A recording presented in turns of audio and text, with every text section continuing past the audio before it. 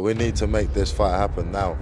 And then that's exactly the same what I'm doing right now. Like whoever wants it can get it, basically. But I don't need no knockover jobs, not knockover jobs, but I don't need no fights that go 1 or 2 rounds. I need good quality title fights with people with good rankings, good. So there's nothing in the works here. We're just waiting patiently.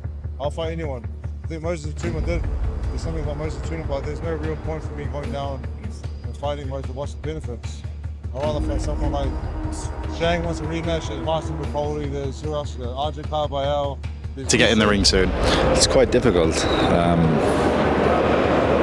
I don't think Joseph can do anything else or any more to get the title fight he deserves. He already had it. It was taken away from him on the day. Moses Itauma responds to Joseph Parker calling him out, and he didn't sugarcoat a thing. Moses warned Parker straight, if that fight ever comes, it won't be a chess match, it'll be a demolition. Itauma's message was clear. Parker steps up, he gets smashed. Simple, brutal, and impossible to misread. Even like with someone like Joseph Parker, like if that fight was to ever happen one day, then it happens. But you know, definitely not on no 2-day notice. This was a stinging reality check for Parker. Moses highlighted how fans see the truth. Parker couldn't finish Dillian, but they believe Itauma would. Yet critics still claim he isn't ready for Parker. That's hypocrisy. Moses turned it into a warning. If Parker ever faces him, it'll be far more brutal than anything Dillian Whyte experienced. People don't think Joseph Parker is gonna blast Dillian Whyte out, like what not. But then they think that I will be able to do it. But then I'm not ready for Joseph Parker. And to add weight to that claim, Andy Lee opened up about what those sparring sessions with Moses really looked like. Andy Lee's words said it all. Sparring with Moses isn't training, it's war. 4 rounds with him felt like a battlefield, which already exposes Parker's problem. If Lee admits those short sessions were wars, imagine Parker in a real fight. Moses isn't hinting anymore. He's promising to turn Parker's night into a nightmare. They were tough spars. Tough 4 rounds. They went to war basically for the 4 rounds. 4 rounds that Moses was in, it was like a war. And yeah, he's a good guy to be around as well. We enjoyed his company. I'm jealous of that. I would love to watch Joseph and Moses. Yeah. And here's Parker, talking like a man convincing himself. Focus on my plan, execute my plan. But that's just code for fear. Deep down, he knows Moses is dangerous. He admitted it himself, very dangerous. That's not confidence, that's caution. Parker can have all the game plans in the world. The moment Moses applies pressure, those plans will fall apart. I think as long as I focus on what Andy and my plan is, and I go in there and execute our plan, then I don't have to really worry about what he's going to bring, you know. But he is dangerous, very dangerous. But I'm going to just go in there and, you know, use what I know I can. When even Peter Fury admits Moses ticks all the boxes that should set alarm bells ringing for Parker. Speed, power, toughness, the full package. Early days or not, Moses is dismantling opponents with ease, and that's exactly why Parker should be worried. He can try to downplay Moses's experience, but the reality is clear. This young powerhouse is already being spoken about like a future world beater, and Parker could be the stepping stone that proves it. I think he's a fabulous young talent. He's got speed, he's got power. He's tough, he's game, he ticks all the boxes so far. So let's see, again, he's young, you know, he's not really been tested because what he's doing to these opponents. So let's see, it's early days, but big future for him. When Tyson Fury himself, the Gypsy King, calls you one of the best of all time, it's not hype, it's recognition. Fury praised Moses' movement, comparing it to the nightmare that drained Anthony Joshua. Think about that. AJ, a world champion, admitted he'd never been more exhausted in a fight than against a constantly moving opponent. Now translate that to Parker's situation. Parker isn't known for stamina, nor for handling fighters who stay unpredictable. If AJ, with all his power and conditioning, couldn't find rest, what chance does Parker have against a younger, hungrier version in Moses Itauma? Tyson's words expose the truth. Moses isn't just dangerous, he's relentless. Parker can't match that tempo. He'll get drowned, forced into survival mode, and eventually picked apart. This isn't speculation, it's a heavyweight legend foreshadowing Parker's downfall. I think he's one of the best of all time. I really do. I think he's one of the best heavyweights of all time. And his movement is so different. One of the things that was interesting, where they were talking about the fight, and AJ Tony Bellows was talking about when he fought him, and AJ was saying that when he fought him, it was the most exhausted he's ever been, because he's always moving. There's no rest with. And while Fury was praising the movement, Parker was busy trying to convince everyone he still has the tools to compete. Parker talking about belief, confidence, a good camp, and game plans. It sounds polished, but in reality, it's desperation wrapped in words.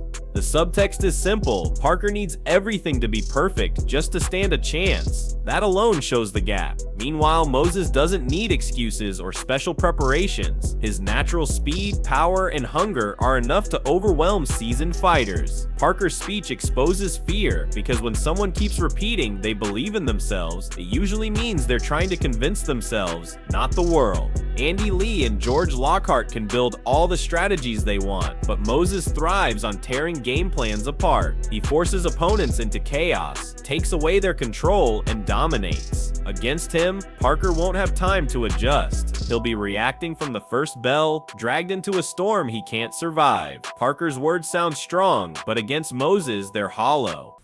I believe wholeheartedly in my ability and what I can do in the ring. I have full confidence that give me a good camp or give me some time to put in the work with Andy Lee and George Lockhart. I want to come up with a good game plan, probably different to everyone else's one, and just work hard. Adam Smith summed it up perfectly. Moses Itauma is a puzzle without a solution. If you throw punches, you get countered. If you hold back, you get bullied and walked down. There's no safety zone, no comfort, and that's why Parker is in serious danger. Parker has always been more methodical, relying on steady rhythm, but against Moses, there is no rhythm to settle into. The youngster's footwork, range, and speed mean Parker will constantly be second-guessing his own moves. That hesitation creates openings, and Moses thrives on punishing hesitation. For Parker, this is the worst possible stylistic nightmare. He doesn't have the raw explosiveness of a Wilder or the technical mastery of a Usyk to even attempt to offset Moses' strengths. Instead, he'll be stuck between choices: throw and get punished, or wait and get dominated. Either way, the outcome is disaster. Smith's analysis wasn't hype.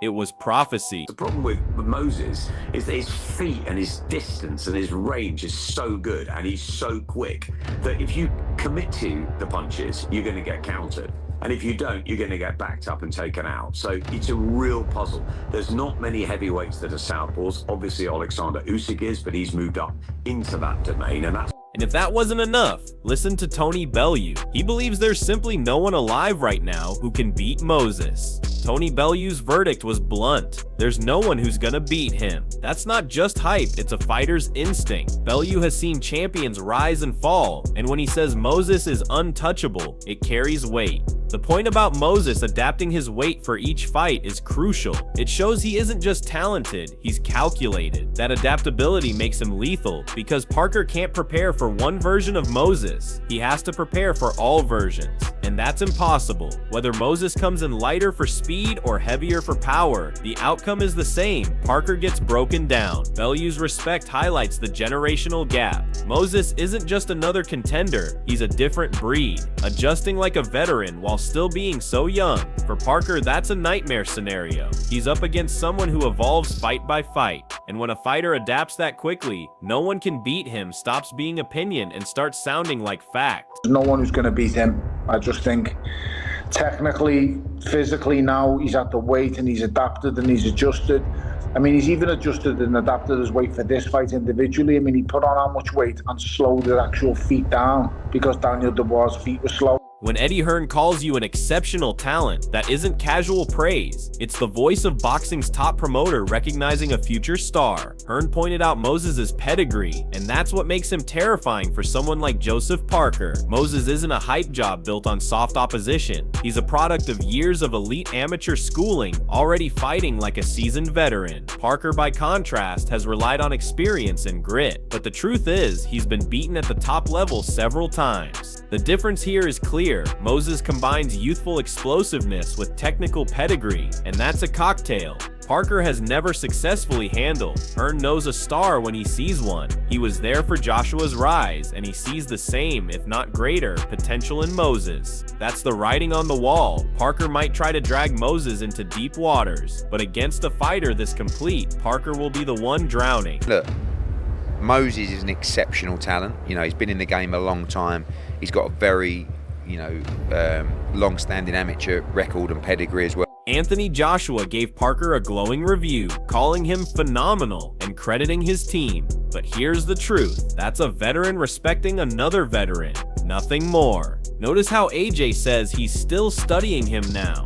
That's because Parker is predictable. Fighters know what to expect. They just try to fine-tune their approach. That predictability is Parker's biggest weakness against someone like Moses. Moses isn't a puzzle you can study. He evolves too quickly, adjusts mid-fight, and brings youthful unpredictability. Parker's game has been figured out. He's been beaten by Whyte, Joshua, Joyce, and lost at world level multiple times. For Moses, Parker is just another test case, another veteran who can be broken down to prove his rise is real. AJ's words sound respectful, but they underline the truth. Parker has been studied, timed, and beaten before. Moses isn't coming to study. He's coming to smash through Parker and make him the latest name on his highlight reel. Team around him, honestly, and you're only as good as your team, but I think he's got a really good team around him after being in the ring with him and studying him, still studying him now.